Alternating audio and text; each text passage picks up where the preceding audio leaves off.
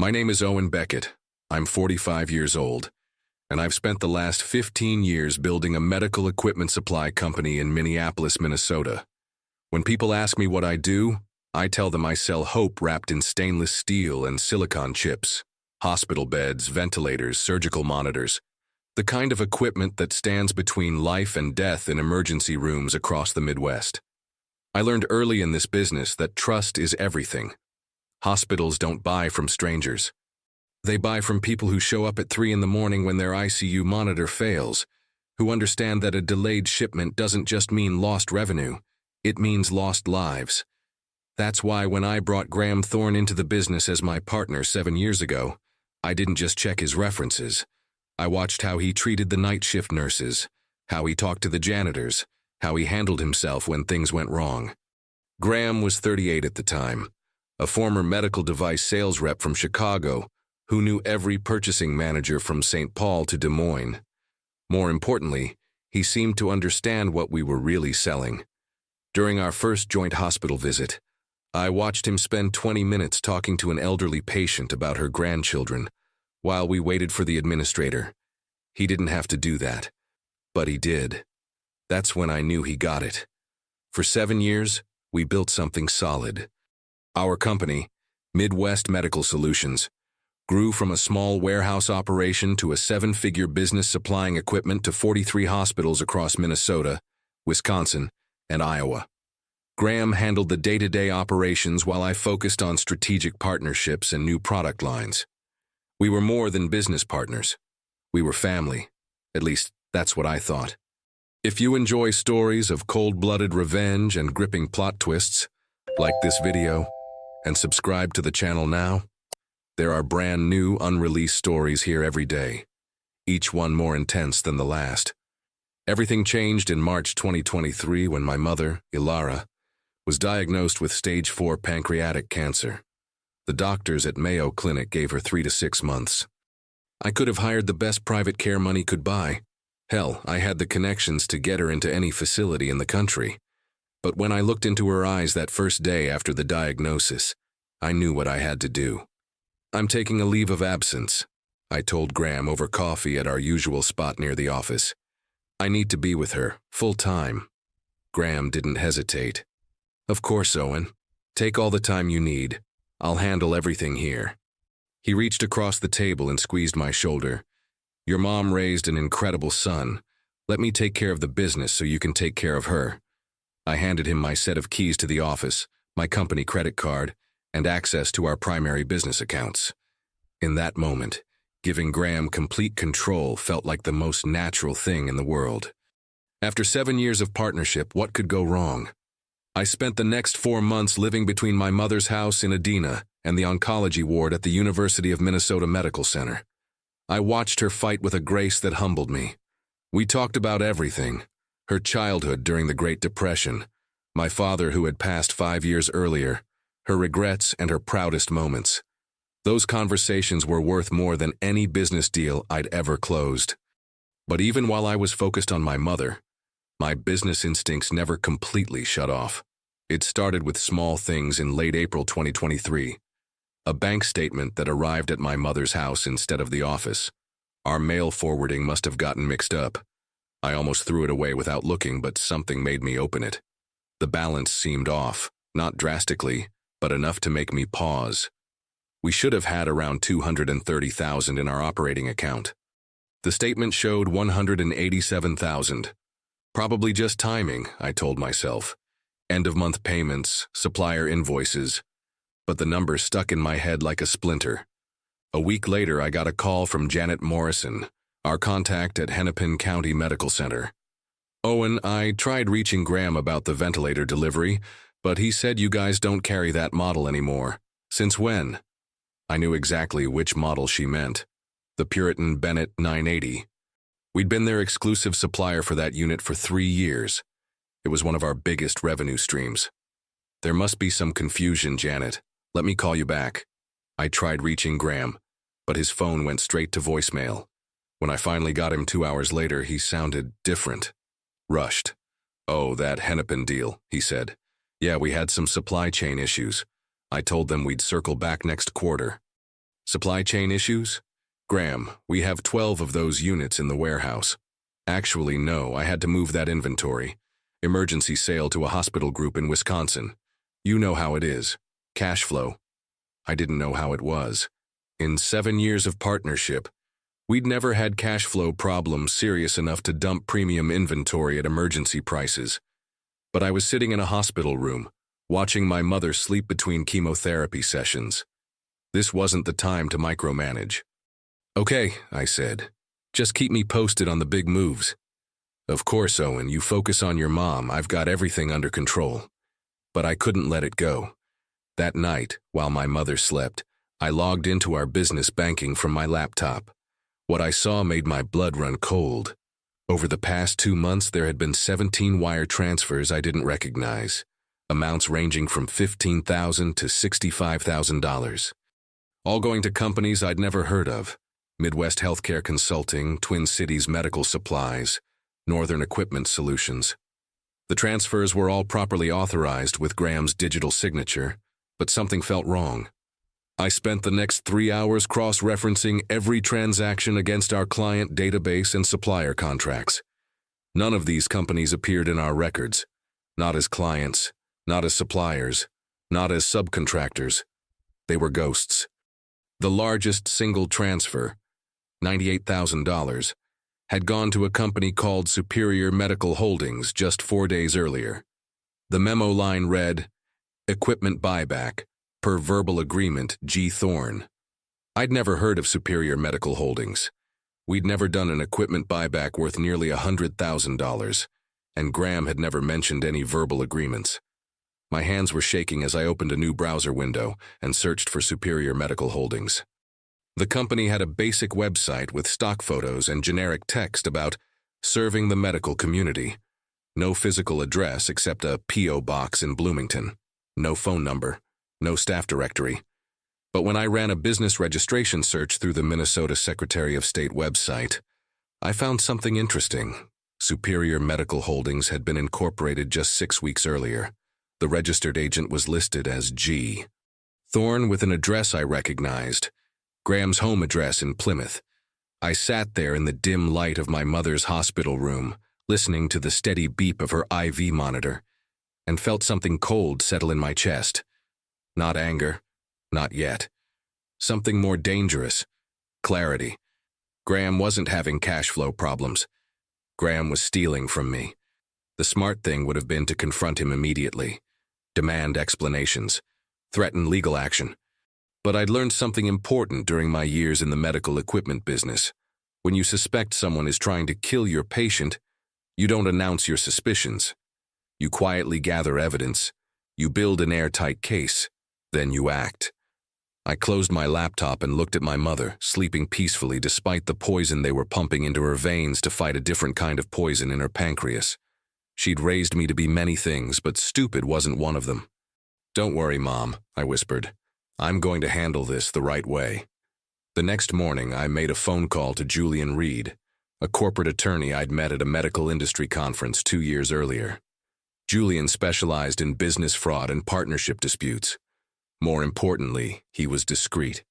"Owen," Julian said when I reached him, "I heard about your mother. How is she?" "Fighting," I said. "But that's not why I'm calling. I need your help with something else. Something confidential." "What kind of something?" "The kind where I think my business partner is embezzling money while I'm taking care of my dying mother." There was a long pause. "How much money?" I looked at the notepad where I'd been tracking the suspicious transfers. So far, just over $300,000. Jesus, Owen, how long has this been going on? That's what I need you to help me figure out. Julian Reed didn't just take my case, he assembled a team. Within 48 hours, I had a forensic accountant named Patricia Voss and a private investigator called David Kim, working under attorney-client privilege to dissect every transaction Graham had made since I'd been gone. "We need to be surgical about this," Julian explained during our first conference call. I was sitting in the hospital parking garage speaking quietly so my mother wouldn't overhear. If Graham is sophisticated enough to set up shell companies, he's probably covering his tracks in other ways. We can't tip him off until we have everything documented. Patricia's initial findings were worse than I'd imagined. The forensic accounting revealed that Graham hadn't just started stealing when I left. He'd been siphoning money for almost 6 months, since late 2022. The early thefts were small, maybe 5 or 10,000 at a time, carefully disguised as legitimate business expenses. But when I took my leave of absence in March 2023, he'd gotten bold. He's created a network of 5 different companies, Patricia explained, all incorporated in Minnesota, all listing him as registered agent, Midwest Healthcare Consulting, Twin Cities Medical Supplies, Northern Equipment Solutions, Superior Medical Holdings, and one more, Lakeside Medical Ventures. He's been writing checks to these companies for everything from consulting fees to equipment purchases to marketing services. How much total? As of this preliminary analysis, $785,621. I had to pull over, nearly $800,000. While I was holding my mother's hand through chemotherapy, Graham had stolen nearly $800,000 from our company. But here's the thing, Owen, Patricia continued. He's been sloppy, really sloppy. All 5 companies have the same registered address, a UPS store mailbox in Edina. All 5 bank accounts were opened at the same Wells Fargo branch within the past 8 months. And get this, he used his real Social Security number for all of them. David Kim, the private investigator, had been tracking Graham's spending. Your partner just bought a new BMW X7 for cash, $68,000. He also put a down payment on a lake house in Brainerd, $200,000 down on a $700,000 property. I thought about all the times Graham had complained about money over the years. His mortgage payments, his kids' college tuition, his wife's medical bills when she'd had surgery 3 years ago. I'd even given him an advance against his profit sharing to help with those expenses. We have one more problem, Julian said.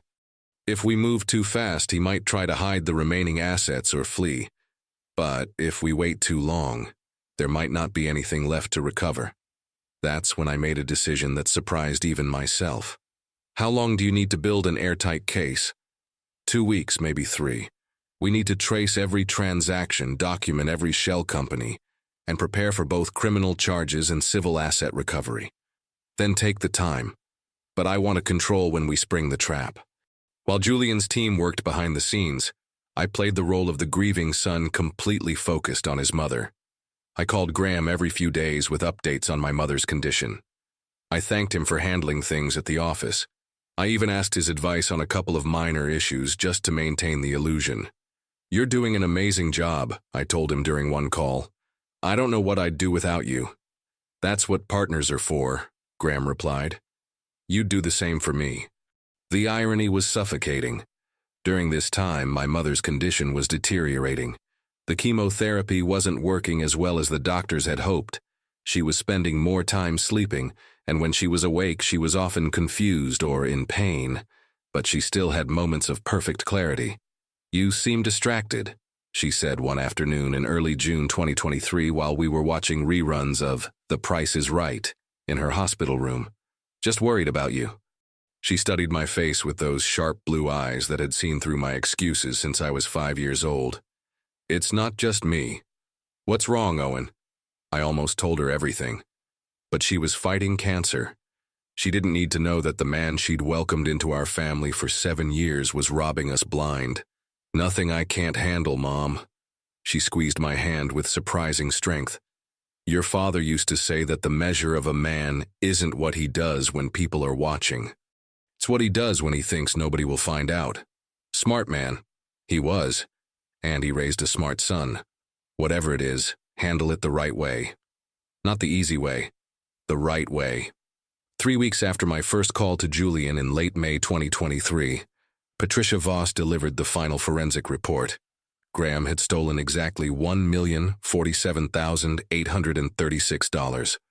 He'd used the money to buy 2 cars, put a down payment on the lake house, pay off his credit cards, deposit nearly $300,000 into personal investment accounts, and cover various personal expenses including gambling debts and luxury vacations. But he'd also made a crucial mistake. In his haste to move money before I came back to work, He'd started writing larger checks without proper documentation. Some of the recent transfers were so obviously fraudulent that even a first-year law student could prosecute them. "We're ready," Julian told me. "I've prepared both criminal complaints and civil asset freezing orders. When do you want us to execute?" I looked at my mother, who was sleeping in her hospital bed. The doctors had told me that morning she probably had less than 2 weeks left. "Not yet," I said. "I need to be here for this part. But the moment she's at peace, we move. Owen, if we wait much longer—" "We wait," I said firmly. "Trust me, Graham isn't going anywhere. And when we hit him, I want him to understand exactly why his world is ending." My mother passed away on a Tuesday morning in early July 2023. I was holding her hand when she took her last breath, and for a moment the world felt completely still. She'd fought for 4 months with a courage that amazed everyone who knew her. The funeral was on Thursday. Graham was there, of course, sitting in the third row with his wife and kids, looking appropriately somber. After the service, he approached me at the graveside. "Owen, I'm so sorry. Your mother was an incredible woman." "She was," I said, accepting his hug. "Thank you for being here." "Of course, and listen, take all the time you need. Don't even think about coming back to work until you're ready." I looked him in the eyes. This man I'd trusted like a brother, and felt nothing but cold calculation. "Actually, Graham, I think I'm ready to get back into things. Maybe we could meet Monday morning? Go over everything that's happened while I've been away." Something flickered across his face. Fear, panic, but he recovered quickly. "Absolutely. Monday morning. I'll have all the reports ready." "Perfect," I said. "I'm looking forward to catching up." That Friday, I called Julian Reed. "Execute everything. Monday morning, 9 a.m. sharp. Are you sure you want to be there when it happens?" "Wouldn't miss it." Monday morning, I arrived at the office at 8:30. Graham was already there, which surprised me. He was usually a 9:15 kind of guy. He'd laid out financial reports across the conference table and had coffee brewing. "Owen," he said, standing up to shake my hand, "it's good to have you back. I know this has been the hardest few months of your life." "It has been," I agreed. "But Mom always said that life goes on. We have to keep building, keep moving forward." For the next 20 minutes, Graham walked me through what appeared to be legitimate business reports. Revenue was down slightly, which he attributed to seasonal fluctuations. A few clients had delayed orders due to budget constraints. Nothing unusual for a medical equipment supplier. "What about cash flow?" I asked casually. "Tight, but manageable. I had to make some strategic moves to keep us liquid, but nothing major." "Strategic moves?" Graham's eyes darted away for just a second. "Some equipment sales, renegotiated payment terms with a few suppliers. Standard stuff." At exactly 9 a.m., I heard car doors slamming in the parking lot. Through the conference room window, I could see 2 Hennepin County Sheriff's deputies walking toward our building, along with 3 people in business suits: Julian Reed, Patricia Voss, and someone I didn't recognize who was probably from the district attorney's office. "Graham," I said quietly, "we need to talk." Before he could respond, there was a knock on our front door. I got up to answer it, leaving Graham sitting at the conference table surrounded by his fake financial reports. "Owen Beckett?" asked one of the deputies. "That's me." "We have warrants to serve on Graham Thorne. Is he on the premises?" "Conference room," I said, stepping aside. I'll never forget the look on Graham's face when 6 people walked into our conference room. Confusion, then recognition, then pure terror as he realized what was happening. "Graham Thorne," said the deputy, "you're under arrest for embezzlement, wire fraud, and conspiracy to commit theft. You have the right to remain silent." While the deputy read Graham his rights, Julian Reed was already serving him with civil papers, asset freezing orders, seizure warrants for his cars, his house, his bank accounts, everything. "Owen," Graham said, his voice cracking as the handcuffs went on. "Owen, what is this? We're partners, we're family." I looked at him, really looked at him, for the first time in months. "Family doesn't steal over $1 million while you're watching your mother die." His face went white. "$1 million? Owen, I don't know what you think happened, but—" "Superior Medical Holdings," I said calmly. Midwest Healthcare Consulting, Twin Cities Medical Supplies. Should I keep going? The fight went out of him completely. His shoulders sagged, and for a moment I almost felt sorry for him. Almost. How long have you known? He whispered. Long enough to document everything. Every fake company, every fraudulent transfer, every lie you told me while I was holding my mother's hand in the hospital. As the deputies led Graham away, he looked back at me one last time. I never meant for it to go this far. It started small. I was going to pay it back. You bought a lake house, Graham, with my money while my mother was dying. He had nothing to say to that. The criminal case took 8 months to resolve, wrapping up in March 2024. Graham pled guilty to avoid a lengthy trial and was sentenced to 4 years in federal prison. The civil case moved faster. Julian's team had done their homework so thoroughly that Graham's attorneys advised him to settle rather than fight. We recovered $937,000 in cash and assets. The remaining $110,000 was gone, spent on things that couldn't be recovered, like vacations and gambling debts I hadn't even known about. But getting back nearly 90% of what he stole felt like a victory. More importantly, word spread quickly through the medical equipment industry. Graham Thorne became a cautionary tale, his name whispered in conference rooms and trade shows as an example of what happens when greed overtakes integrity. He'll never work in healthcare again. As for me, I rebuilt Midwest Medical Solutions stronger than ever. I hired new staff, implemented better financial controls, and expanded into 3 new states. The company my mother was so proud of not only survived Graham's betrayal, it thrived. But the real victory wasn't financial. It was keeping my promise to my mother, handling things the right way, not the easy way. She taught me that a man's character is revealed not in his successes, but in how he responds to betrayal. Graham chose greed and deception. I chose patience and justice.